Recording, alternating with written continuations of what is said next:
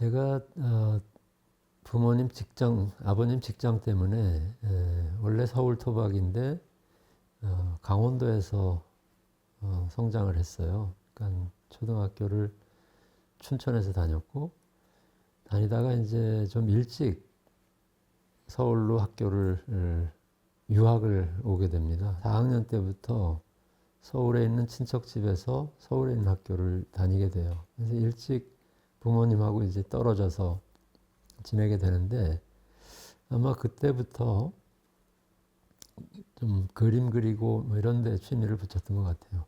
좀 낯선 환경이고 친구도 많지 않고 그러면서 이제 뭐 그리기를 좋아하긴 했는데 이것을 계속 뭐 본격적으로 공부를 해본다는 생각을 한 적은 없었던 것 같고 그래서 미술반에도 들어가질 않았어요. 고3 올라가면서 대개 이제 그 당시에 저희 또래는 공대 아니면 상대를 가요. 그때가 그런 시절이죠. 70년대 초반. 그러니까 근데 나도 그러면 뭐 저 친구들처럼 어디 경영학과, 뭐 무역학과 이런 데를 가야 되나 하다가 처음으로 내가 정말 하고 싶은 게 뭐지 하는 질문을 하게 됐고 그림이 그때 이제 제일 먼저 떠올랐던 거예요. 그래서 사실 요즘 같으면 말도 안 되는 일인데 고3 올라가서 담임 선생님하고 진학 상담을 하다가 저는 미술대학을 가볼까 합니다. 해가지고 미술을 하게 된 거죠. 처음에 집에서는 걱정 많이 했고 맏아들의 아무튼 장자인데 장손인데 미술해서 어떻게 하냐 이제 걱정을 하셨는데 워낙 좀 일찍 집을 떠나서 있었기 때문에 약간 그 일찌감치 독립적인 생활을 해서 그런지 그렇게 반대가 크진 않았어요. 결국은 한 4월달, 5월달 이때서부터 데생 배우고 뭐 준비를 해서 그 해 시험 봐가지고 서울미대를 들어가게 됐죠. 미술대학을 가겠다고 한 것은 결국 하여튼 미술가로서 한번 살아봐야겠다는 생각을 하고 간 거니까 아마 고3 때 그 결정을 할 때가 저에게 작가적 시작점이 되지 않을까 생각합니다. 좀 우스운 얘기인데 저는 그 수채화가 잘 안 됐어요. 그러니까 이게 나중에 보니까 수채화를 잘 하려면 기다려야 돼요. 앞에 칠한 물감이 마를 때까지 기다려야 되는데 그걸 못 기다리고 그 위에다 딴 색을 얹으면 뭉개지고 탁해져요. 근데 이제 그거를 요령을 모르는 채로 이렇게 하면서 나는 그림에는 소질이 없나 봐. 이 수채화나 이 색깔에는 이런 생각을 하면서 근데 이제 뭘 보고 옮겨 그리는 거, 데생하고 이런 것들은 곧잘 한다고 생각을 했기 때문에 이 데생하고 색깔 안 쓰는 걸로 하는 게 이제 조각이에요. 그래서 결국은 조속과를 선택을 했는데 아무튼 그렇게 되는 바람에 조속과가 됐어요. 저희가 대학 들어가기 바로 직전에 10월 유신이었어요. 72년 10월이에요. 그리고 대학을 들어가서 그 분위기라는 게 굉장히 삼엄했다고 할 수 있어요. 그러니까 사법경찰이 학교 안에 그냥 상주하고 있었고 우리가 뭐 학생들이 모여 그 학생회관에 따로 모여서 무슨 회의 같은 걸 한다 그러면 금방 이제 뭐 선생님들이 알고 난리가 나고 뭐 이런 일들 경험하면서 학교를 다녔는데 하여튼 그 정치 사회적으로 이렇게 굉장히 억압되고 위축되어 있는 환경이고 바깥에서 일어나는 그 아카데믹하지 않은 미술에 대해서도 학교에서는 상당히 그 견제를 했다고 그럴까요? 인정 안 하려고 했고, 학생들이 일체 바깥에서 전시를 하거나 하는 것들을 허용하지 않았던 분위기가 있습니다. 아무튼 굉장히 좀 이렇게 전형적인 아카데믹한 교육 그 프로그램이었는데, 심지어 미술사, 서양 미술사조차가 그랬어요. 우리 서양 미술사의 그 수업을 거의 1년, 2년 이렇게 계속해서 듣는데, 뭐 이집트 피라미드서부터 시작해가지고 약한 전후미술 와서 브랑쿠지, 뭐 자코메티, 헨리 무어 정도까지 오면 끝이에요. 그 이후에 미술 아무 그런 오리엔테이션이 없고, 또 미술사 안에서도 약간 좀 반예술 같은 거, 그러니까 다다이즘 같은 것들은 오히려 이렇게 좀 건너뛰는 느낌이 있었습니다. 하여튼 그래서 결국 학교를 쭉 다니고 나서 졸업을 하고서 느끼는 느낌이라는 게 어떤 거였냐면, 하여튼 그 미술사의 그 연대기를 따라서 쭉 가자는 길로 따라왔는데, 어느 순간에 갑자기 그냥 황무지 같은 데 혼자 떨어지는 느낌인 거예요. 내가 학교에서 배웠던 거하고 전혀 다른 환경 속에 떨어져서는 이제 뭘 하지? 누군가를 따라서 하면 되는 줄 알았는데 그게 아니었잖아, 이런 느낌. 그럴 정도로 학교 안의 분위기는 대단히 보수적이었고, 그 안에서 어떤 예술가의 그 품성, 예술가의 덕목, 이런 것들을 굉장히 강조한 그런 교육이었던 것 같아요. 물론 그게 장점이 있습니다. 그걸 통해서 비판적으로 극복하면 뭔가를 할 수 있겠죠. 근데 아무튼 그 교육을 받고 나서 이렇게 받은 느낌은 뭔가 중요한 것들을 빼놓고, 하여튼 정치적으로나 예술적으로나 너무 이렇게 갇혀 있는 공간 안에서 지내다가 갑자기 해방된 그런 느낌이 컸던 것 같고요. 아마 이제 그게 제가 나중에 현실과 발언이나 이런 그룹하고 만나게 되는 그런 계기가 아닐까 생각합니다.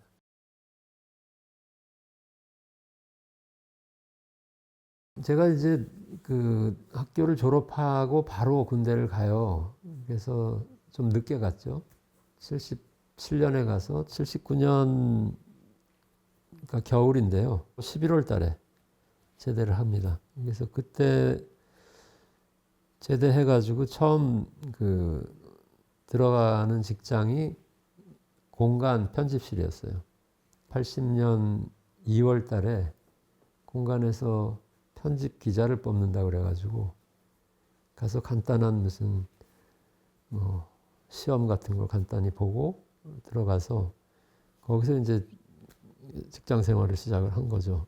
그래서 사실 저희 동기들 중에 상당수는 그대로 대학원을 진학을 하거나 아니면 유학을 가거나 뭐 이러던 시절인데, 저는 아예 직장을 들어가면서 이제 작가로 계속 작품 활동하는 것을 조금 미룬다, 아니면 이걸 포기한다, 뭐 이런 그 고민을 하면서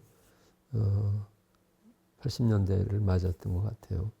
작가가 선수라면 미술 잡지 기자를 하는 것은 일종의 심판 같은 건데, 둘을 같이 하는 게 그렇게 맞지 않는 것 같다는 느낌이 있었어요. 그러니까 자기가 평론처럼 글도 쓰면서 작가를 한다는 게 반칙이라는 느낌이 좀 있었고요.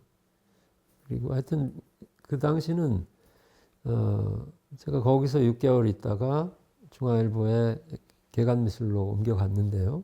직장에 맨날 스탬프 찍으면서 출근하고 퇴근하면서 남는 시간에 작업한다는 게 엄두가 나질 않았었고요. 그 시기가 바로 80년 광주 이후고, 그러면서 이제 미술이 이게 의미가 있나 이런 생각도 한쪽으로 있고, 아무튼 그래서 80년서부터 이렇게 쭉 미술 잡지 일을 하면서 미술계를 좀 거리를 두고 바라보게 되는 시간이 있고, 한 83년쯤 돼서 그렇게 뭐 작업실 가지고 본격적인 그 조각가로 출발하기보다는 오히려 이렇게 제가 살던 조그만 아파트에 베란다에다가 테이블 하나 놓고 주말에 일을 해서 요만한 작업들을 하게 된 거예요. 그래서 그게 그야말로 80년대에 제가 미니어처로 작업을 하게 되는 시작점이 됩니다. 그때 이제 본격적으로 이걸 대단히 큰 의미 있는 뭐 나의 미술 작업 이렇게 하고 시작한 건 전혀 아니었어요. 그러니까 그 당시의 분위기가 한쪽에서는 건축물 미술 장식품이 제도화되면서 미술계, 조각계에 돈들이 돌아다니기 시작하면서 작품의 그 물리적인, 물질적인 그 조건들이 바뀌어요. 제가 이제 그 기자를 하면서 중앙일보에서 매년 하는 중앙미술대전이라는 게 있습니다. 그걸 우리 부에서 그러니까 지원을 했어야 되는데, 가서 보면 조각에서 제일 문제가 되는 것은 점점 갈수록 작품들이 커지고 무거워지는 거예요. 그래가지고 이제 뭐 규격 제한을 하죠. 높이 2m, 뭐 폭 가로 세로 1m, 1m 꽉 채워가지고 브론즈로 떠온다든지 대리석으로 만들어 갖고 온다든지 하는 것들이 너무 많아지고, 또 그런 작품들이 상을 받게 되고 이러는데, 조각이 원래 이렇게 재료 중요하지만 물질을 가지고 모든 걸 다 커버하는 것이었나 하는 회의가 크게 있었고, 그거에 정반대 시인들은 요만한 수첩에다가 연필 한 자루 가지고 위대한 예술을 하는데 조각은 재료를 이렇게 낭비해도 되는가? 이런 생각하면서 거꾸로 뒤집어서 이렇게 뭐 온 그 정신과 물질을 다 쏟아부어서 대단한 예술을 하는 거 말고 아주 소박한, 그 당시 아파트 단지의 그 젊은 주부들의 취미 활동이 지점토 공예였어요. 지점토로 무슨 편지꽂이도 만들고 집안에 소품들 만들어서 장식. 그 재를 그대로 가져다가 작품을 하는데, 이걸 가지고 엉뚱하게도 이 시대의 그 시사적인 풍경을 만들자 이런 생각을 하게 됐고, 거기에는 이제 몇몇 그 제 또래의 그 비슷한 생각을 했던 작가들이 있습니다. 박건 씨라고 있고요. 또 저랑 같이 직장 생활을 했던 이태호 씨도 있고, 이분들이 이제 그렇게 소규모의 오브제들을 가지고 뭐 이것저것 만드는 걸 하는데, 저렇게 나도 할 수 있겠다 생각을 해서 시작을 한 거예요. 덕수궁 돌담길이 제가 매일 회사를 출퇴근하던 길이에요. 저하고 몇몇 그 동년배들이 화실 겸 뭐 거의 그 공동 합숙소 같은 공간을 만들어서 생활했는데, 거기서 서소문을 가려면 이제 덕수궁 돌담길 맨날 지나다니는데, 어느 날 하여튼 대학생들이 미국에다가 뭔가를 항의하기 위해서 그 경비를 뚫고 담장을 넘어가서 시위를 하다가 이제 다 붙들려 간 일이 있어요. 근데 그 장면을 그대로 그야말로 어린아이들의 무슨 그림책에 나올 것 같은 터치로 그대로 만들어 본 거예요. 그러니까 사람 하나가 뭐 대학생이겠죠. 하나가 이 담장을 넘는 모습을 이렇게 만들어서 담장에다 걸쳐놓고 그걸 뭐 수채화 물감으로 칠하고 뭐 이렇게 해서 했고, 하여튼 대개 다 그런 그 시사적인 사건하고 연결이 되어 있습니다. 그러니까 그 시대에 그 아주 짙게 드리워져 있던 그 정치적인 그늘 같은 것들, 그런 것들을 이렇게 그런 사건들을 통해서 포착하고 그걸 이렇게 입체지만 아주 소박한 재료로 표현하는 그런 풍자적인 작품들을 좀 연달아서 하게 됐던 거죠. 근데 실제로 이제 냉정하게 보면 시사 만평을 입체로 만드는 거와 비슷한 작업이라고 할 수 있죠. 그러면서 이제 그 작품들을 어떻게 좀 기회가 돼서 뭐 현대공간회라고 하는 조각그룹에서 전시도 하고 그러다가 이제 현실과 발언하고도 연결이 된 거죠.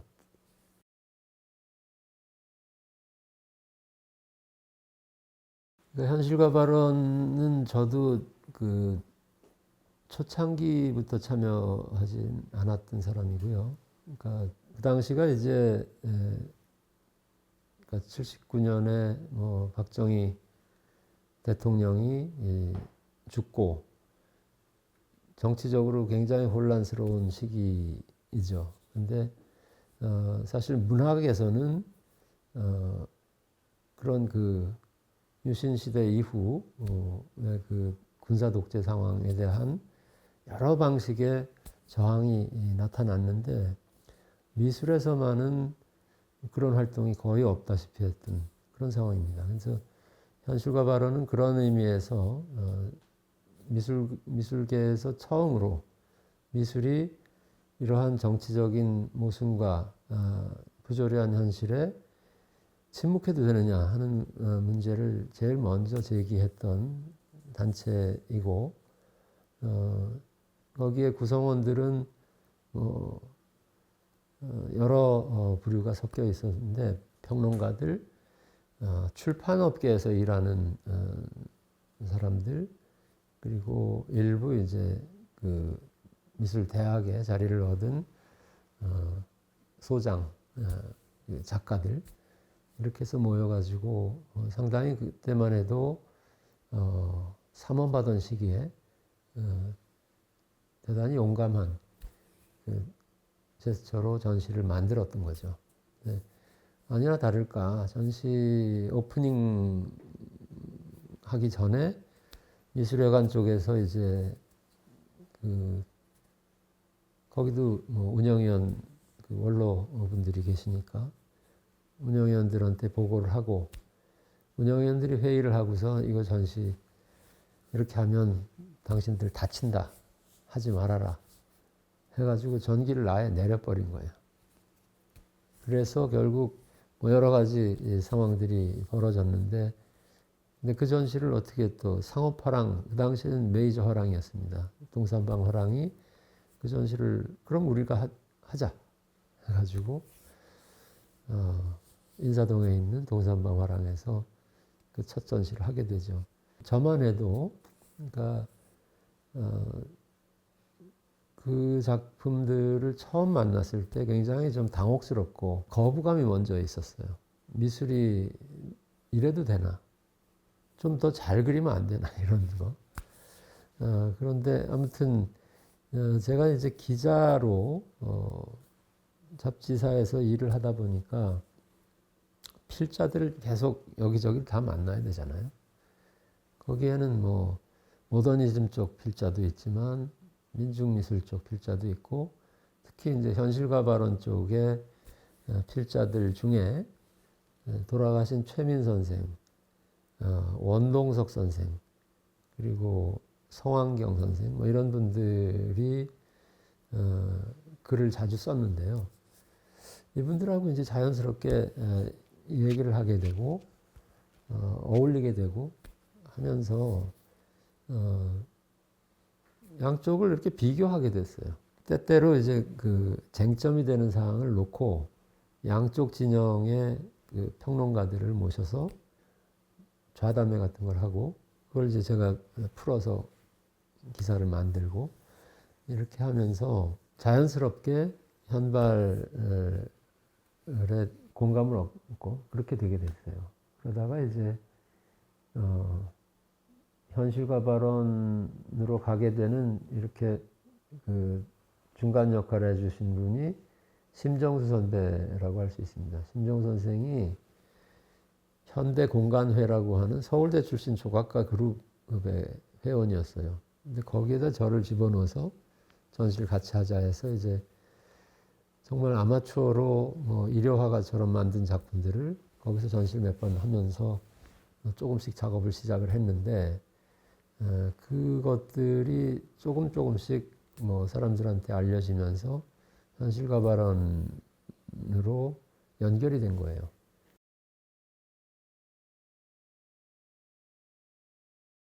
그 무렵이 우리나라에서 이제 힘전 사태 나고 그거에 대한 반발로 민미협이 결성돼서 출발하고 이러던 시기였어요. 저는 하여튼 한쪽으로는 중앙일보사라고 하는 제도권의 그 기자라는 명함을 갖고 있는 채로 민미협에 관여하면서 한동안 그쪽 그 활동을 같이 하게 되죠. 현발하고 민미협하고 계속 고민했던 것은 이 안에서 해결이 안 되겠다 하는 고민이었어요. 그러니까 우리나라의 큰 흐름으로 두 개의 미술 운동이 있다면 하나는 모더니스트들의 운동이고 하나는 민중미술가들의 운동이라고 하면 둘은 다 한쪽은 그 의미가 있지만 한쪽은 문제가 있어요. 그러니까 그냥 뭐 자주 얘기하는 거지만 모더니스트들이 진보적이질 않아요. 정치적으로. 예술적으로만 진보해요. 거꾸로 이 민중미술 쪽은 정치적으로 진보를 주장하면서 예술적으로 너무 보수적인 거예요. 근데 이게 이 안에서 편 갈라가지고 싸우고 앉아있는데 해결이 안 되는구나 이렇게 하여튼 그런 생각을 이제 점점 하게 되는 게 도쿄에서 한 보름 정도 출판사 견학 겸 무슨 여러 전시 취재 겸 해서 갔었는데 예, 처음 외국 여행이었고 마침 그때 이제 백남준 선생 전시가 우에노 공원에 있는 동경 도미술관에서 회고전처럼 꽤 큰 규모로 전시가 있었어요.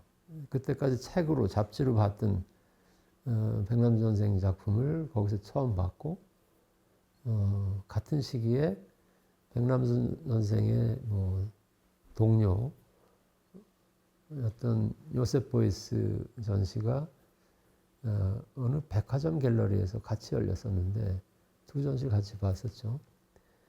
그러면서 이제 그 두 전시를 본 것이 저한테 큰 자극이 됩니다. 그러니까 이 사람들의 그 작품이 뭐 정치적으로 직설적인 무슨 비판을 하는 것은 아닐 수 있는데 그 형식 자체가 너무나 파격적이고 진보적이고 사람들 충격을 주는 건데 이런 미술은 이 안에서 한국의 그 구도 안에서 어떻게 받아들일 수 있을까 이런 생각하면서 조금 더 공부를 해야 되지 않겠나 하는 생각을 그때 이제 처음 다시 하게 되는 거예요. 그러니까 한편으로 기자를 하면서 계속 미술계를 좀 거리를 두고 조망할 수 있었던 거 그게 저한테 중요한 기반이 됐고요. 또 한편으로 글을 쓰고 작가들의 이야기들을 듣는 게 직업이었으니까 작업을 다시 본격적으로 해야겠다. 그러기 위해서 다시 좀 시간을 들여서 공부를 해야겠다 이런 생각을 하게 됐고요. 그때 이제 정보가 별로 없으니까 선뜻 독일로 가서 공부를 할 생각은 못 했고요. 다들 파리로 가니까 미국은 너무 돈이 많이 들고 파리로 가자 해서 알리앙스를 열심히 다니고 그래서 어느 정도 준비가 돼서 간 게 이제 87년입니다. 프랑스 파리로 가서요. 저는 나이가 많아서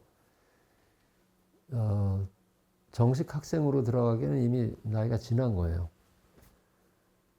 그래갖고 청강생으로 들어오라는데 파리 북쪽에 아주 뭐 30분 정도 전철 타고 나가면 있는 세르지 퐁투아즈였어요. 학교 이름이 옛날에. 역시 이제 국립학교였고 신설학교였습니다. 그래서 딱 과가 두 개인데 아트하고 오디오 비주얼이에요. 그러니까 두 과 중에 이제 아트를 선택을 해서 3학년을 편입해서 들어간 거예요. 그래서 거기서 좀 한 학기를 다녀요. 여러 가지 제약도 있었지만 생각보다 파리에서 그렇게 젊은 사람들의 미술을 만날 기회가 별로 없는 거예요. 엄청난 규모의 블록버스터 전시들은 곳곳에 있고 관광객들이 줄 서서 보는 전시들이죠. 그 전시들을 보는 것도 참 좋은데 젊은 애들은 다 뭘 하는 거지? 이제 이런 생각이 들 정도로 젊은 미술의 그 씬이 안 보이는 거예요. 그러다가 이제 방학이 돼서 독일로 여행을 갔는데 독일의 미술관들을 다니면서 요셉 보이스, 뭐 백남준 포함해서 굉장히 활발한 그 새로운 그 젊은 작가들의 작품들이 있는 걸 이제 본 거예요. 그 당시에 독일에 가서 몇 군데 도시를 돌아다니고 거기 유학생들을 만나고 하는 과정에서 아, 독일로 왔어야 되나 하는 생각을 그때 하게 되고요. 결국은 그렇게 해서 그 이듬해에 독일로 옮기게 됩니다. 88년 2월에 독일로 옮기고 그해 그러니까 5월 달에 독일 학교 스투트가르트 학교 시험 봐서 입학을 해요. 5년제 학교를 다니고 끝나면서 다시 2년짜리 연구 과정이라는 걸 들어가서 7년을 그 학교에 있었고요. 예, 근데 독일로 안 옮겼으면 지금 같은 작업을 못 했겠죠.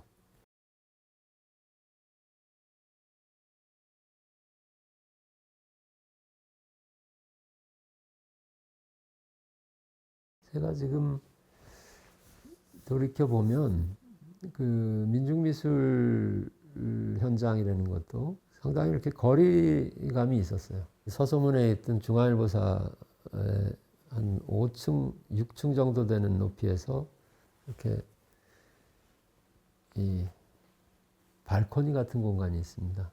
그러니까 6월 항쟁 때 시위 행렬, 그러니까 행렬이 이렇게 몰려오는 거를 저는 그 현장의 사람들 속에 있지 않고 위에서 내려다 본 거예요. 그러니까 구경꾼의 시선인 거예요. 남들은 거기서 땀 흘리고 그야말로 같이 그 호흡하고 있었던 그 사건을 이만큼의 거리를 두고 바라보고 있었다 하는 걸 제가 어딘가에 이렇게 고백처럼 쓴 적이 있는데 그런 그 관찰자의 시선이랄까요? 그게 계속 있었던 것 같습니다. 그러니까 독일에서도 결국 이방인의 시선이죠. 그러니까 이방인으로서 내가 이들에게 인정받고 이들 속에서 무언가가 되기 위해서 여기로 왔나? 아니면 다시 한국에 돌아가서 뭘 하는 어떤 발판을 만들기 위해서 여기로 왔나 뭐 이런 고민을 할 정도로. 근데 사실 그 거기서 선택한 것은 관객, 누가 내 관객이냐의 문제잖아요. 한국에다 이걸 보여주기 위해서 작품을 하는 것이 맞나? 아니면 내 바로 지금 살고 있는 이 환경에 옆에 있는 독일 사람들이 내 관객인가? 근데 그 둘을 하나로 해결할 수 있는 방법은 어떤 보편성에 기반한 뭔가가 아닐까 이런 생각을 했던 거예요. 그러니까 오브제로 뭐 일상적인 사물을 가지고 작업하게 되는 배경이 그거에 있어요. 한국적인 것 훨씬 더 과장된 그 토속적이고 이국적인 어떤 이렇게 만들어진 정체성을 가지고 나가서 그래 너희는 정말 우리랑 다르구나 하는 걸로 인정받는. 근데 그것이 처음서부터 나는 이건 잘못됐다는 생각을 했어요. 이건 나 자신을 속이는 일이고 남의 눈에 보이기 위해서 내 정체성을 가짜로 만들어내는 일이다. 이건 안 된다 이런 생각을 했는데, 그러니까 뭐 오방색 가져다가 추상화 그리고 앉아 있으면 이게 한국적인 겁니다. 이게 나는 말이 안 된다고 생각하는 거예요. 그걸 요구해요. 또 그쪽의 시선은 너네 나라에서 고유한 걸 갖고 와. 네가 왜 우리랑 비슷한 걸 해? 저한테는 그렇게 할 수 없다. 동시대의 중요한 문제를 너희들만 다룰 수 있는 게 아니고 나도 나의 관점에서 같은 문제를 다뤄야 된다고 생각한다. 이렇게 시작을 한 거니까 그 외투 세 벌 붙이고 뭐 구두 세 켤레, 안경 이런 것들이 바로 이제 그런 태도의 어떤 전형적인 결과물이라 할 수 있어요. 그러니까 마침 이라크 전쟁이고, 그러니까 이라크 전쟁에 연합군으로서 참전을 해라 마라 이러고 있을 때거든요. 독일에서는 그게 이제 상당히 큰 이슈였어요. 그 상황에 대한 코멘트로서 그 작품들을 이제 구상을 하게 됐던 거죠. 92년에 제가 잠깐 서울에 와서 샘터바랑에서 개인전을 하는데 그게 저한테 첫 개인전이에요. 그러니까 개인전을 92년에 했으니까 37살에 첫 개인전을 한 거니까 많이 늦은 거죠. 근데 그 전시를 하면서 들어간 비용을 그러니까 갤러리하고 이렇게 정산하면서 갤러리에다 남겨놨던 작품들이 지금 국립현대미술관에 소장품이 됐어요. 그 당시에 그런 그 일상적인 오브제를 가지고 여러 가지 그 의미를 비틀고 거기에 어떤 단어를 엉뚱한 단어를 얹고 이런 방식으로 했던 작업들이죠, 대부분. 그러니까 같은 어법이라고 할 수 있는데, 이를테면 이것은 의자인데, 또 이것이 구두소리인데, 이게 독일 거냐, 한국 거냐를 따지지 않잖아요. 거기는 국적이 없이 어떤 보편적인 물건으로서의 그 정보가 담겨 있는 거니까 그걸 잘 관찰해서 그 정보들을 낯설은 것으로 비틀거나 왜곡하거나 변형시켜서 어떤 이야기를 할 수 있다 하는 걸 이제 그때 생각을 하게 됐던 거고, 그게 이제 90년대 초에 거의 뭐 한 2, 3년 동안 다양한 형태로 나타났던 것들이고요. 같은 시기에 이제 전시해 냈던 드로잉이 뭐 와이셔츠를 그냥 그렸는데 와이셔츠 가슴 쪽이 다리미 자국으로 이렇게 까맣게 타 있다든지 뭐 이런 드로잉이 거기 이제 포함되어 있는데요. 속이 타는 또는 가슴이 상처받는 이런 어떤 상태를 이렇게 얹어서 표현했다고 그럴까요? 하나의 오브제가 어떤 이야기로 풀면 하나의 텍스트가 되는 그런 형식의 작업들이라고 할 수 있어요.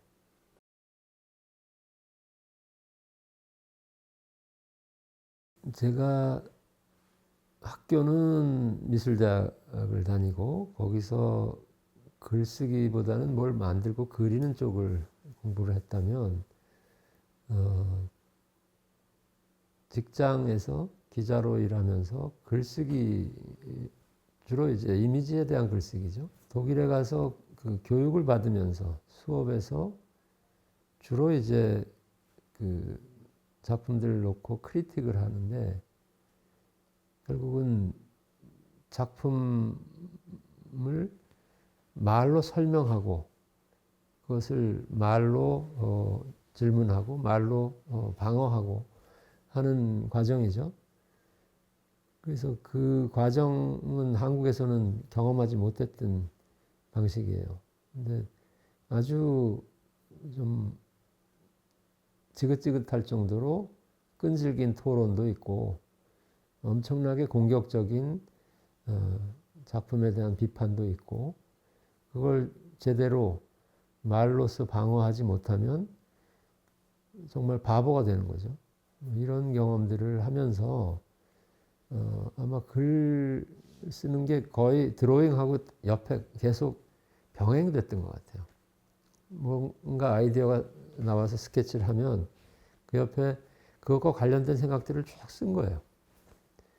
근데 그게 이제 습관화되고 거기다 써놨던 생각들이 작품의 설명이 되고 이렇게 되면서 글하고 그림이 따로 분리되어 있는 그 두 가지 다른 매체가 아니라 서로 이렇게 맞물려 있는 것 같은 그런 상태가 된 것 같아요. 그래서 제가 오브제를 만들긴 하는데 오브제를 만드는 배경은 어떤 이야기가 있고 그 이야기를 다른 사람들과 나누는 매개체로서 오브제를 만든다. 이렇게 그 당시의 작업들을 이렇게 정리하면 말할 수 있을 것 같다 생각됩니다. 저한테는 근데 이제 그 학교 때부터의 그 어떤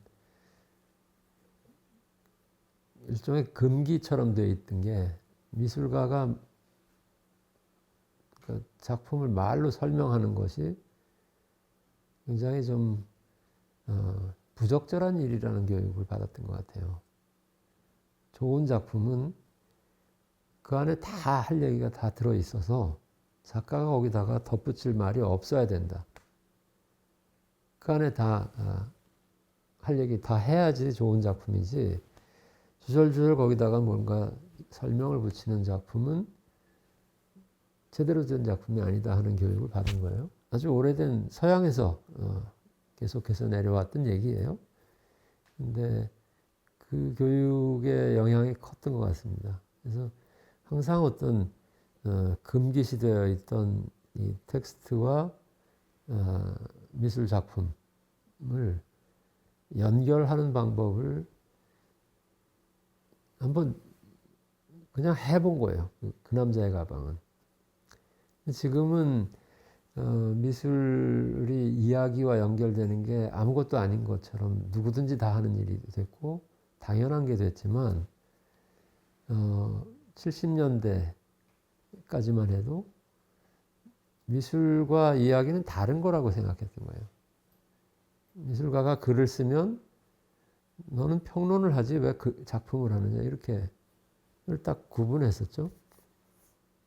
더군다나 미술가가 이야기를 한다, 세상에 대해서 이야기를 한다 하는 건 아마 70년대 같은 상황에 굉장히 위험한 일이었던 것 같아요. 위험하고 귀찮은 일이에요. 세상 얘기하다가 뭐 막걸리 먹다가도 끌려가서 고초를 당하는 그런 세상에서 작가가 세상 얘기를 작품에다 하는 거 아주 안 좋은 일인 거죠. 그래서 그랬는지 아무튼 저한테도 막연히 이야기를 직접, 그러니까 텍스트와 오브제를 직접 붙이는 것이 이렇게 오랫동안 이렇게 망설여졌던 건데 그걸 그냥 해본 거죠. 그러니까 그 시기에 우리 애들이 어려서 시립도서관에서 맨날 그 동화책들이죠. 애들 독일 동화책들을 뭐 보름에 한 번씩 가서 열대 권씩 빌려다가 계속 읽어주면서 시립도서관의 어린이 코너에 새로 들어오는 책들 말고 대부분을 읽었던 것 같아요. 그러면서 저절로 저한테도 이렇게 어떤 그 우화적인 이야기들이 그냥 생활 속에 들어와 있었던 것 같은데 어느 날 아침에 학교에 가서 바로 앉아서 뭘 쓰기 시작했는데 그게 그 얘기가 된 거예요. 처음에는 그거를 전시로 발전시킬 생각을 못 했었죠. 그랬다가 여기서 이 드로잉에서 이 물건, 이 가방을 만들면 이 드로잉하고 같이 놓으면 어떨까 하는 생각을 했고 그렇게 해서 작품을 하게 됐고요. 근데 그 작품은 그 당시에 그 저한테 하나의 전환점 같은 작품이 돼요. 사실은 92년에 샘터 화랑에서 전시를 했었기 때문에 그러니까 완전히 이제 귀국을 해서 당연히 샘터 화랑에서 전시를 할 수 있으려니 생각을 했는데 그때 이제 샘터 화랑이 뭐 청담동에 건물을 새로 짓고 뭐 어쩌고 하면서 계속 전시 일정이 잡히질 않고 계속 밀리는 거예요. 근데 저는 이제 한국에 돌아와서 그동안에 했던 작업을 좀 정리해서 보여주는 기회가 꼭 필요한데 그 시간이 자꾸 이제 뒤로 늦춰지는 상황에서 학고제의 이주헌 씨가 저한테 제안을 해와서요. 결국은 학고제에서 전시를 하게 됐죠. 근데 이제 작품 제목이나 이런 것들은 결국 제 작품의 아주 중심이 됐던 사물들을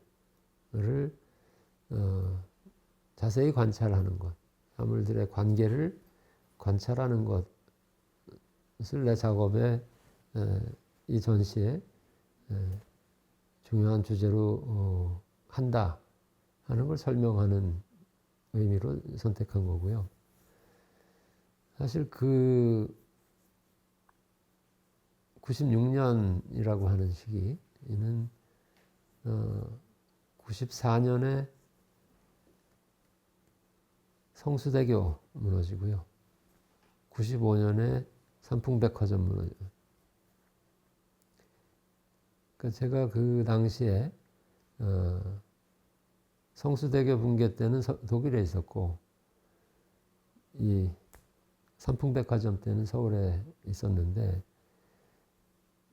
그러니까 이 사회, 한국 사회라는 것의 그 불안정성, 불확실성 이런 것들이 굉장히 그러니까 강하게 저한테 그 자극을 줬던 것 같아요. 근데 결국은 그 시기에 썼던 글 중에 제가 그 직각에 대해서 쓴 글이 있는데, 우리의 문제는 결국은 직각이 이 세상에 단 하나밖에 없어야 되는데 직각이 너무 여러 가지인 것에 있다. 사물들의 사이에서 직각이 딱 맞는다면, 하나였다면 성수대교 안 무너지고 삼풍백화점 안 무너지고 이런 생각을 그때 많이 했었어요.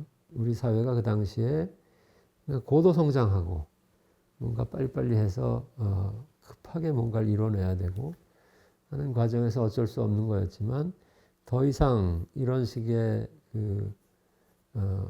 느슨함, 부정확함 이런 것들은 용납되지 않는 시대로 넘어가고 있다는 얘기를 좀 간접적으로라도 하고 싶었던 거가 있었습니다. 그 당시에. 직접 그 시기에 어떤 사건을 소재로 해서 작업을 했다기보다는 우리의 시선을 이렇게 빨리빨리 성장하고 발전하고 급하게 뭔가를 이루는 것에서 우리 주변의 사물들로 좀 돌려놨으면 좋겠다. 사물과 내가 단 둘이서 우주 안에서 마주치는 그 순간, 그 시간을 통해서 조금 더 성찰하고 세상에 대해서 조금 더 생각하는 그런 세상이 됐으면 좋겠다는 그런 생각이 거기 이제 배경이 됐다고 할 수 있을 것 같아요. 아무튼 작품들이 거기 전시됐던 거가 다시 그 남자의 가방 또 무슨 통을 이렇게 굴려서 그 글씨가 써지는 그런 작품들 아니다 하는 그런 작품들 아무튼 빈 접시를 계속 수저 하나가 이렇게 긁어내는 작업 그런 약간 움직이는 작업 이런 것들을 포함해서 독일에서 했던 그 90년대 전반기에 했던 거의 대부분의 작품을 거기서 소개를 했었죠.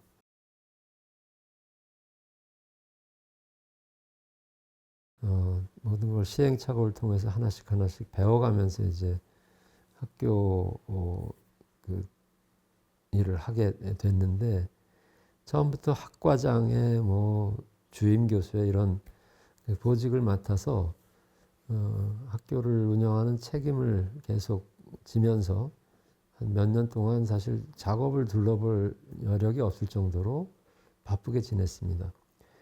근데 그러던 중에 이제 경주 선재 미술관의 그 별관이죠. 그 아넥스라고 그러는데 하여튼 100평 조금 넘는 그냥 통으로 된 전시 공간 하나에서 전시를 하겠느냐 이렇게 이제 제안을 받았어요. 김선정 선생한테서. 그래갖고 사실 처음으로 그런 식의 그 큰 공간 하나를 먼저 받고 전시를 준비하게 되는 그런 경험인데요.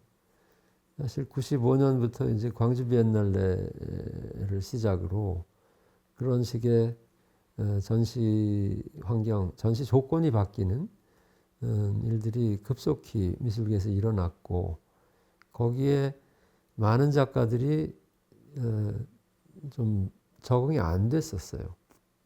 저도 마찬가지였고요. 맨날 구두 소리나만 들고 앉아있던 사람이 갑자기 그 큰 공간에서 뭘 어떻게 하지? 이제 이런 생각할 수밖에 없는데 비엔날레나 국제 교류 전시에 달라진 조건에 그래서 내가 어떻게 할 수 있는지를 한번 시험해 보는 그런 시험대 같은 기회다라는 생각을 했고요.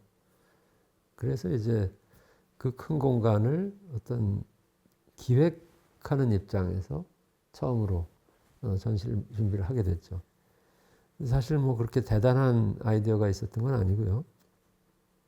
제 학교 연구실에 작업대가 있었고 작업대에 잡동사니들이 너줄하게 얹어 있었는데 그 중에 우연히 이렇게 손수건 하나 이렇게 구겨진 채로 던져진 상태로 놓여 있는 것을 그러니까 아무 생각 없이 이렇게 보다가 저 형태, 저 우연히 구겨져 있는 저 손수건의 형태는 이를테면 광화문에 있는 기념비 동상의 형태와 어떻게 다른가 이런 질문을 하게 됐어요.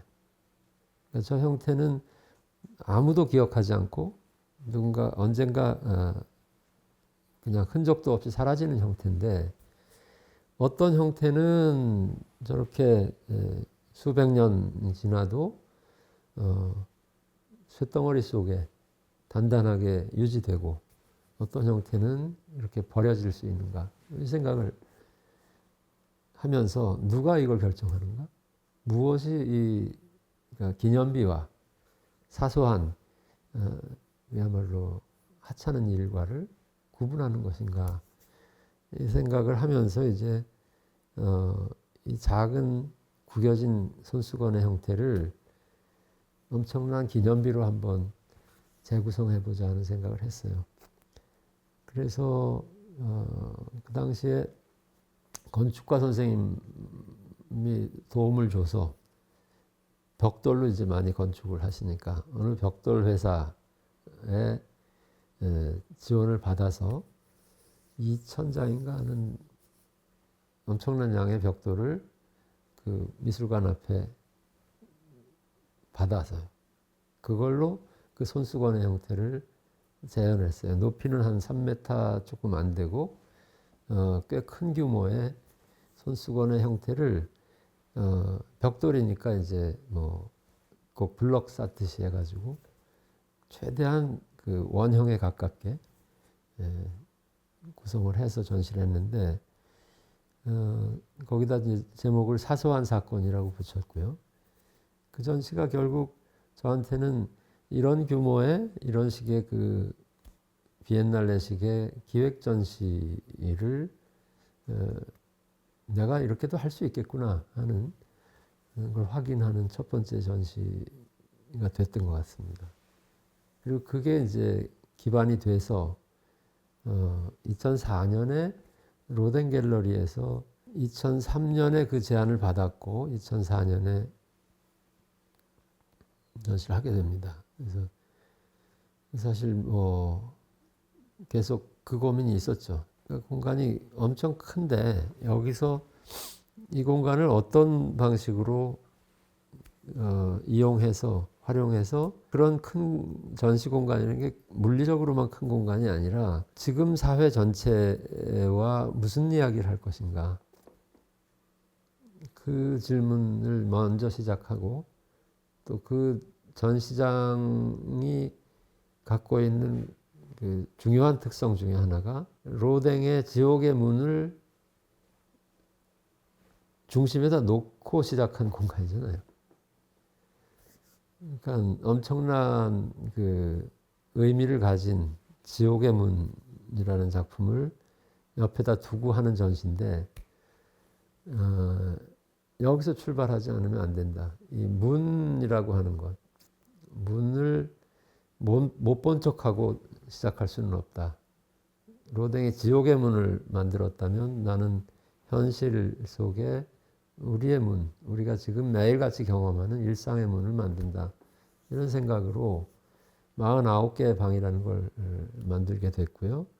그것과 연결해서 뭐 몇 개의 그 설치 작품들을 크게 배치하고 거기에 이제 약간 다른 맥락에서 이야기 그림인 그 남자의 가방을 학고제가 갖고 있던 작품을 빌려다가 전시를 하게 됐죠. 그 전시가 저한테 이를테면 그 시기에 뭐 한국 작가들 속에서 하여튼 제 작품 세계라는 것을 한번 본격적으로 보여줄 수 있었던 중요한 계기가 돼요. 그래서 여러 가지 그 의미를 갖다 붙일 수는 있는데요. 사실은 그 작품이 놓인 전시장의 크기랑 관계가 있어요. 그 전시장 안에다가 가능하면 그 공중전화 부스만한 크기의 방들을 그 여백을 좀 남겨둔 채로 집어넣는다고 할 때 몇 개를 넣을 수 있을까를 따져보니까 7줄이 돼요. 그러니까 7줄에다가 7줄을 하니까 49개가 된 거예요. 그런데 우리나라 뭐에서 49제도 있고 뭐 여러 가지 의미들이 있잖아요.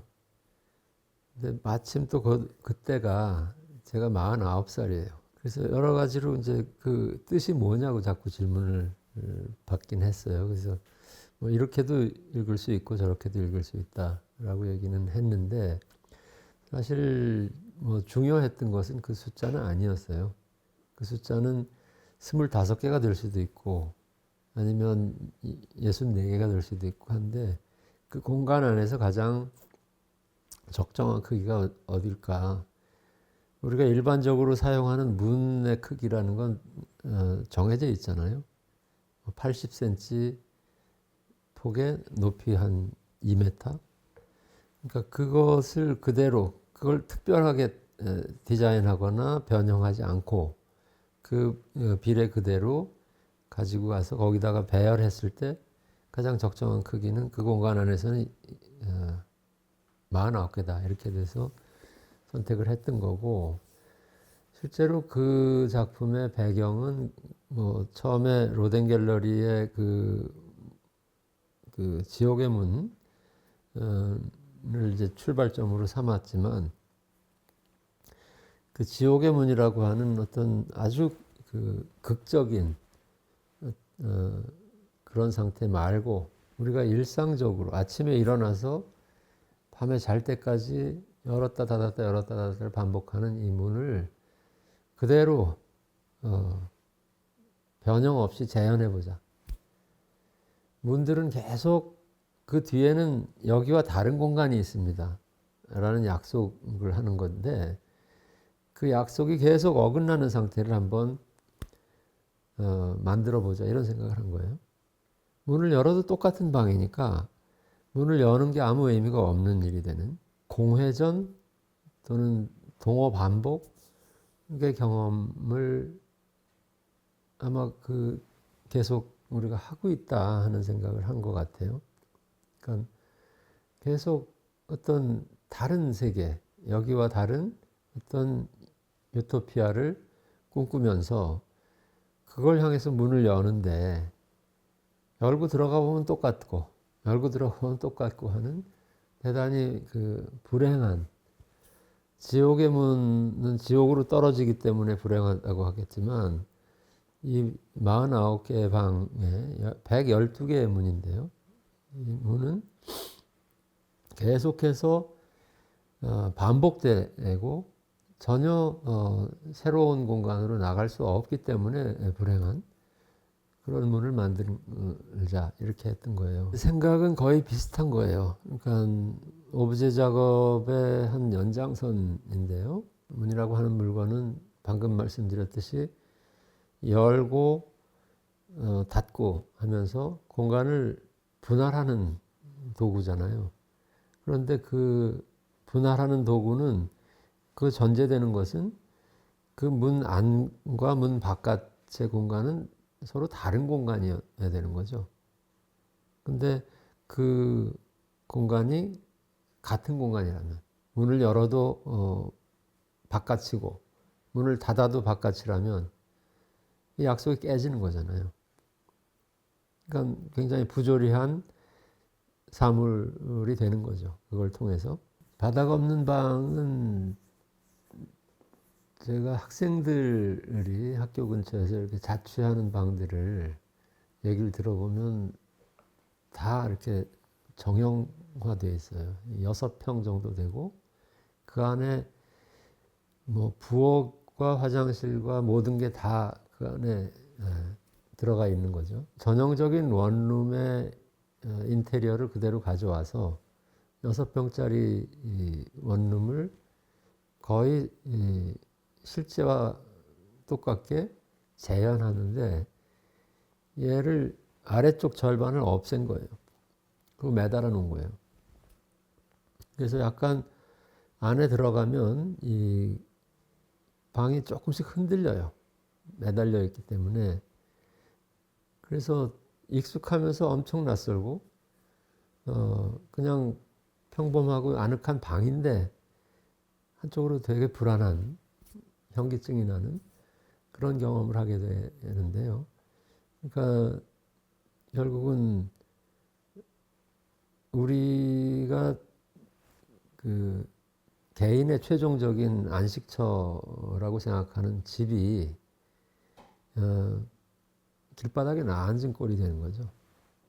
제가 농담처럼 이를테면 바지를 안 입고 길거리에 나간 꼴이다.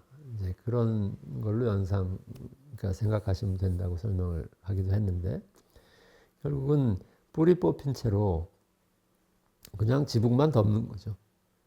언제든지 이사 갈 수 있고 그 집과 나와 사이에 어떤 개인적인 인연도 깊이 남지 않고 그냥 스쳐 지나가는 손님으로서의 나와 그 손님을 받고 계속 바꾸는 집, 이 관계를 그 안에다가 좀 담는다 생각했어요. 그래서 우리의 뿌리 뽑힌 삶, 그러니까 계속 어렸을 때부터 이 아파트 저 아파트로 계속 평수를 늘려가면서 이사하는데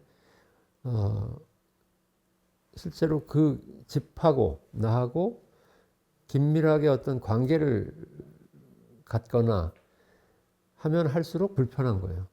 오히려 그냥 낯선 사람처럼 지나치는 관계, 그러니까 편하게 쓰고 쉽게 버릴 수 있고 잊을 수 있는 관계, 이런 관계가 되어 있는 현대 사회의 주거, 이 얘기를 하려고 했던 거고, 그 시절은 남북 관계 굉장히 불안정해서 뭐 꼭 전쟁 날 것 같은 분위기도 있었고, 근데 언제까지 이렇게 이러고 사나? 언제까지 이렇게 불안정한 상태로 언제 피난 갈 수도 있고 언제든지 옮겨야 되고 이런 상태로 언제까지 우리가 살아야 되나 하는 생각을 또 한편으로 하게 돼요. 흔들리지 않는 방이라는 거는 어떤 외부로부터의 충격에도 변하지 않을. 그래서 불편하지만 모든 것들이 다 서로를 이렇게 그러니까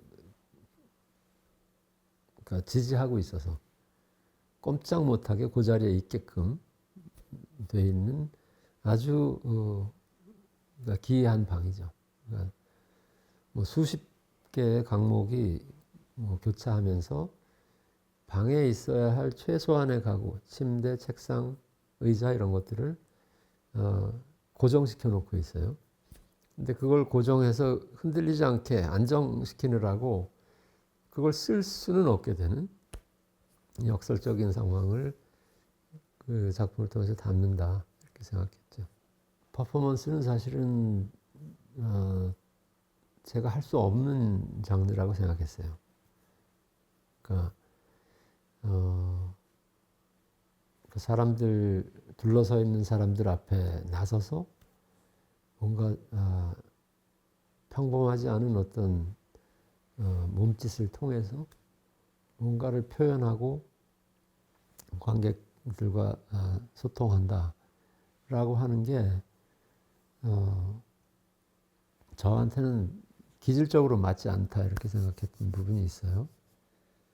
많이 그런 그 작업들을 봐서 저건 난 못할 것 같아 하는 생각을 했던 건지도 모르겠는데 그러니까 그랬기 때문에 더 이걸 한번 해봐야겠다. 이걸 할 때는 난 완전히 아마추어고 초보니까 크게 부담 없이 망하면 망하고 실수하면 실수하는 대로 할 수 있다는 그런 생각으로 그냥 그동안 그 스케치북에 끄적거려 놨던 여러 아이디어들 중에 추려가지고 몇 개를 실현을 한 거예요. 그 중에 하나가 그 하늘 자전거 같은 건데, 뭐 하늘 자전거의 그 중요한 배경은 웬만하면 사람들이 피켓 들고 거리에 나오잖아요. 뭐 주장하고 자기 그 억울함을 호소하고, 근데 그 피켓에 누군가에게 이렇게 큰 소리로 악을 쓰면서 그 전달하려고 만들어 놓은 피켓에 아무것도 없어요. 그러니까 백지로 된 피켓, 아니면 그냥 허공만 보이는 피켓. 그래서 시끄러워야 될 피켓이 아주 조용하거나 침묵하는 피켓이 되면 어떨까, 이런 생각을 하게 됐어요. 그러면서 이제 그런 역설적인 상태의 피켓을 가지고 만들어서 도심을 이렇게 돌아다니고, 이걸 내 작업 공간에서 전시장까지 이걸 타고 가자, 전시를 하자, 뭐 여러 가지 배경이 된 생각들이 있는데, 65년인가요? 65년에 권진규 선생이 이 도남동 그 삼선교 그 뒤쪽, 그러니까 동선동이죠. 동선동 작업실에서 작업을 하시는 분이 작품을 직접 자신이 리어카를 끌고 거기다 테라코타 작품들을 담아서 그 미아리고개에서부터 신문회관까지 직접 끌고 가서 전시했던 일이 있어요. 근데 저는 그러니까 그 일화가 굉장히 기억에 남거든요. 그러니까 그 당시에 조각가, 그 당시에 미술가들의 삶의 조건이라는 것이 이런 것이었는데, 그럼에도 불구하고 정말 불꽃 같은 예술혼으로 작업을 했던 건 저한테 굉장히 크게 남아있거든요. 근데 약간 이제 뭐 그런 아이디어가 있었어요. 내가 작품을 직접 끌고, 요새 같으면 뭐 용달차 불러가지고 미술 운송회사가 가져다 주고 다 걸어주고 하는데, 그걸 직접 내가 끌고 가서 전시장에 갖다 놓고, 그 끌고 가는 과정이 하나의 그 무건의 시위가 되는 그런 게 되면 어떨까 하는 생각을 했는데, 결국은 이제 만들어 놓고 보니까 그게 도로를 달리기에는 너무나 위험한 거예요. 한쪽이 아예 안 보이니까. 그래서 결국 그걸 못하고 이걸 그럼 영상으로 기록을 하자, 이렇게 해가지고 엉뚱한 음악하고 이런 것들을 결합해서 어떻게 보면 굉장히 경쾌한, 저의 그 평생 동안의 그 우울하거나 그 무뚝뚝했던 작품하고는 전혀 다른 그런 작품을 한번 하게 된 거죠. 근데 하여튼 그 시기에 뭐 같은 전시에서 했던 그 하루 종일 나무로 분장해가지고 이렇게 지평선을 가로지르는 퍼포먼스의 동영상 작품도 같이 전시했었거든요. 그러니까 이를테면 이제 그런 작업들, 뭐 그 플라스틱으로 된 가짜 나무 잎사귀로 나무를 만들고 제가 그 안에 들어가서 아침 10시에 이쪽 그 카메라의 이쪽 끝에서 시작해서 오후 5시에 저쪽 끝까지 가는 거예요. 한 발 옮겨놓고 서 있고, 한 발 옮겨놓고 서 있고. 그래서 하루 종일 찍은 거를 이제 16분인가 이렇게 해서 편집을 했는데, 그런 식의 이제 아주 그 아마추어 같은 퍼포먼스 영상 작업들을 그때 연달아서 좀 했었습니다.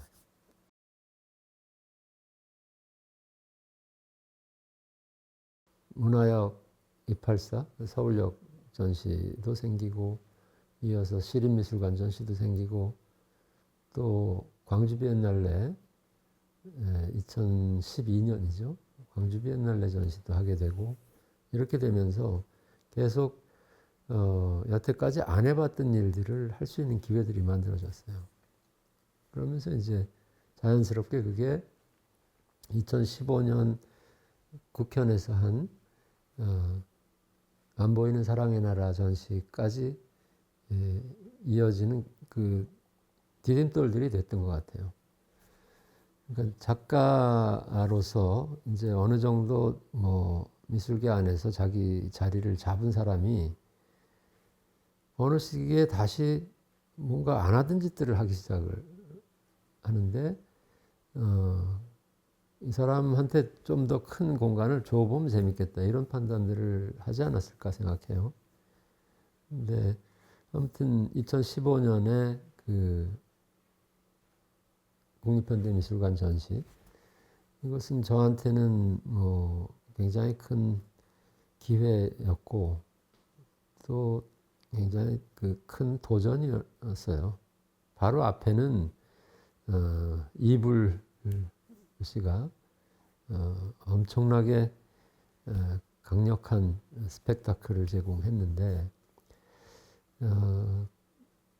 제가 그 전시 전체를 한번 그냥 이렇게 생각을 해봤어요.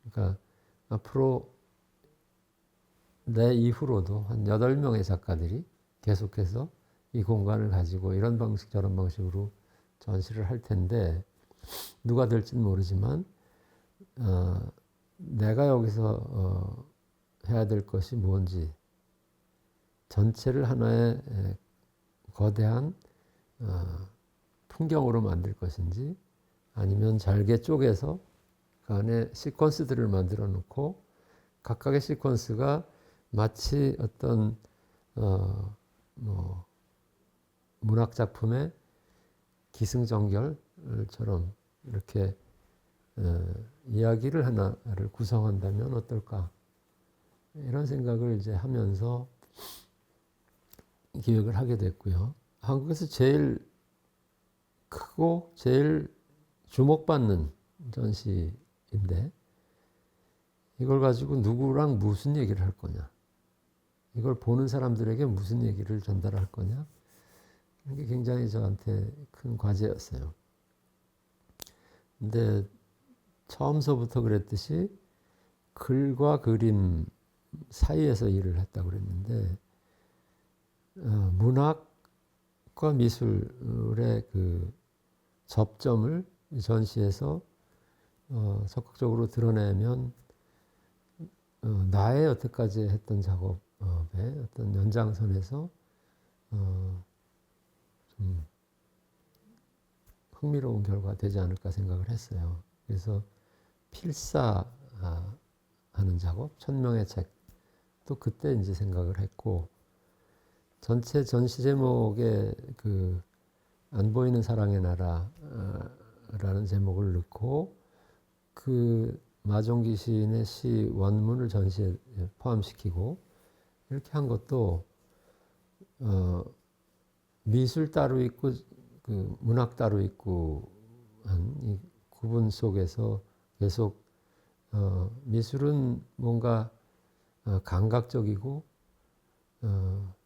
직접 눈으로 보고 그냥 느껴야 되는 것이고 문학은 읽어야 되고 뭐 이런 거. 이렇게 구분되어 있는 것을 어디선가 만나게 해주는 그런 공간을 만들자 이렇게 설정을 하게 된 거죠. 그러니까 많은 관객들, 수많은 일반 관객들이 거부감 없이 참여할 수 있고 아주 그 쉽게 받아들일 수 있는 방식이 뭘까 생각했어요. 그러니까 개념적인 무슨 복잡한 서커스를 하는 게 아니라 누구나 정말 예술 작품의 창작에 부분적으로나마 참여할 수 있는 방법을 한번 제시해 보자 이런 생각이었고요. 그래서 전시 기간 내내 관객들이 1시간씩 와서 필사를 하게 만들고, 관객 그거 안 하는 사람들은 쪽지에다가 뭐라고 쓰게 만들어서 벽에 걸게 만들고, 이렇게 했던 것들이 이제 다 그런 문학과 글과 그림 사이에 접점을 여기서 만들어낸다. 그리고 그걸 연결시킴으로써 관객이 미술과 글을 이렇게 다른 대상으로서가 아니라 그러니까 누구든지 접근할 수 있는 의사소통의 수단으로 이렇게 받아들일 수 있게 한다. 이런 생각이 이제 작용을 했던 것 같습니다.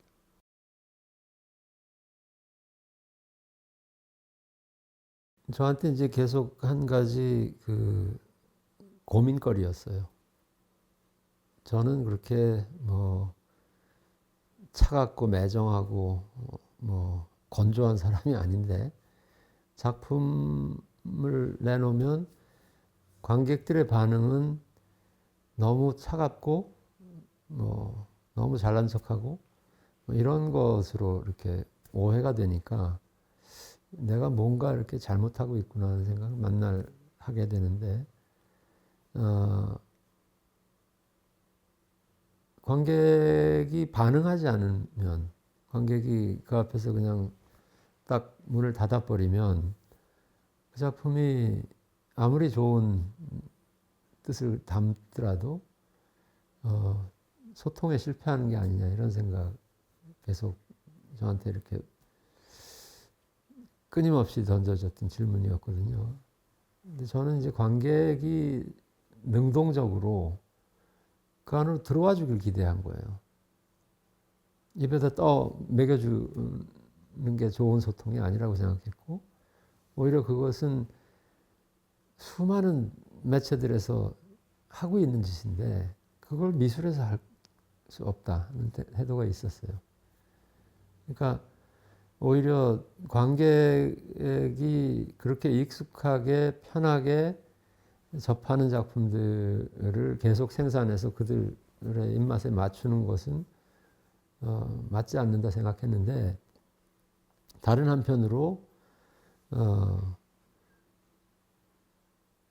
그냥 순전한 그런 그 이론적으로 뭐 단단한 어떤 구조를 갖는 거 말고 그냥 그 앞에서 아무 말 하지 않고도 감동하고 우리 마음이 움직이는 그런 상태들이 있지 않은가. 그런 상태들을 나는 작품에 수용할 수 없는가. 그러니까 뭐 아주 간단한 예로 어느 날 하늘이 너무 예뻐요. 구름과 하늘과 뭐 공기가 너무 아름다워서 그 앞에서 그냥 아무 생각이 없이 그 감동을 받는 그런 일들이 내 미술에는 들어올 여지가 없는가 이런 생각을 이제 한쪽에서 하게 된 거죠. 그러면서 다른 시도들을 좀 하게 돼요. 그게 이제 뭐 2015년에 국현 전시 같은 데서 부분적으로 나오는 거죠. 그러니까 2014년 전시 하이트 컬렉션 전시는 약간 그 또 다른 주제예요. 그러니까 그 전시를 한참 준비할 때 세월호가 있었고 세월호 문제에는 그 이전에 그러니까 94년, 95년에 성수대교, 삼풍백화점 그 문제에 확대된 재판이란 말이에요. 더군다나 그 시기는 우리 사회가 유포리아라고 그러나요? 상태가 그렇게 좋지 않은데 너무 들떠 있는 거예요. 기분이 좋은 거예요. 우리가 경제적으로 이만큼 그 폐허해서 여기까지 왔고 문화적으로 뭐 K-팝이 전 세계를 휩쓸고 뭐 이렇게 됐다고 다들 들썩들썩하던 시기에 이 사건이 딱 터졌잖아요. 근데 그 문제를 그냥 넘어갈 수가 없어요. 그 2014년의 그 전시는 우리는 왜 실패했는가에 대한 전시라고 할 수 있어요. 우리가 그렇게 죽어라고 성공을 위해서 달려왔고 그러느라고 많은 걸 희생했는데 왜 실패하지? 왜 얘들을 못 건지지? 이제 이런. 그러면서 이제 거기에 뭐 여러 그 작품들이 그야말로 보편적인 의미에서의 실패에 대한 작품들이 됐어요. 하도 실패를 해서 이제는 실패하는 걸 목표로 하자 이렇게 마음을 먹은 어떤 사람의 독백을 이제 벽에다가 쓰고 뭐 이런 작업을 했었는데 아무튼 이를테면 또 구글에서 수집한 인생에서 성공하는 법에 대한 온갖 종류의 좋은 말들을 다 모아서 걔들을 다 반대로 뒤집어서 뭐 계획하지 마라, 뭐 포기해라, 뭐 이런 식의 이제 거꾸로 인생에서 실패하는 법이라고 하는 15개의 그 경구를 만들기도 하고 뭐 이런 방식의 작업을 이제 보여줬었는데요. 아무튼 2014년 전시는 그 세월호의 그늘이 크게 이렇게 가려진 그런 전시였다고 할 수 있습니다. 흔하게 우리가 입에 올리는 이 사랑이라고 하는 것이 과연 우리 사회에 있는가? 이걸 보기가 왜 이렇게 어려운가? 다들 마음속에 각자 갖고 있는 사랑과 관련된 뭐 파편이라도 끄집어 내놓으면 그걸 모아보면 이 사회가 갖는 어떤 사랑의 윤곽이 그려질 수 있을까? 뭐 이런 생각이었어요. 그래서 거기 그 전시에서 기억의 벽이라고 한 그 작품은 결국은 관객들 속에 들어있는 그 사람들의 사랑. 그립다는 것은 뭐 사랑하는데 없다는 거잖아요. 당신이 지금 그리워하는 어떤 대상에 이름을 써달라. 수만 명이 올 테니까 이 사람들의 생각을 다 모아보면 우리 사회가 지금 그리워하는 게 뭐고 우리 사회에 지금 없는데 있었으면 좋은 게 뭐고가 나올 거 아닌가 그런 생각으로 만들었던 작품이에요. 사실 그 전시 전체에서 그 안 보이는 사랑의 나라라는 타이틀을 가장 직접적으로 대변하는 작품이라고 할 수 있죠. 사랑의 문제는 사실 안 보이는 거죠. 저는 그 전시에서 우리가 입에 달고 사는 사랑이 이 사회에 정말 있는가? 그 있다면 그저 그 가족, 연인들 사이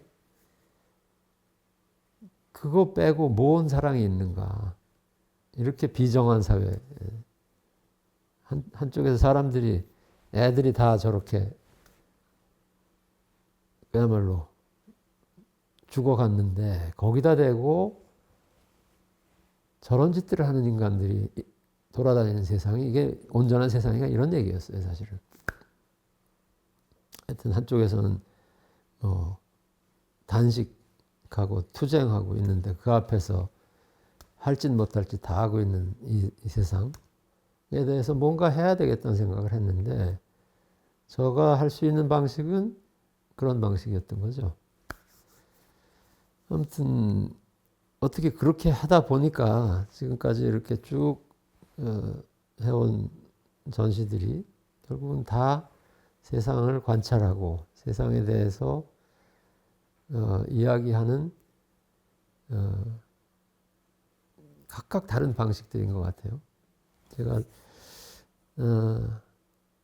근데 이제 가능하면 이 방식을 어딘가에 고정하지 말고 계속 새롭게 하고 싶었던 거고, 같은 질문, 같은 이야기를 다르게 하고 싶었던 거고, 그랬던 것 같습니다. 그리고 아마 이런 그 동력이 어느 시점에 이제 떨어지겠죠, 점점. 어느 시점이 되면 그런 긴장이나 이런 것들이 떨어질 텐데, 그러기 전에 이제 잘 정리를 해야겠죠. 더 뭐 이렇게 큰 욕심 부릴 게 아니라.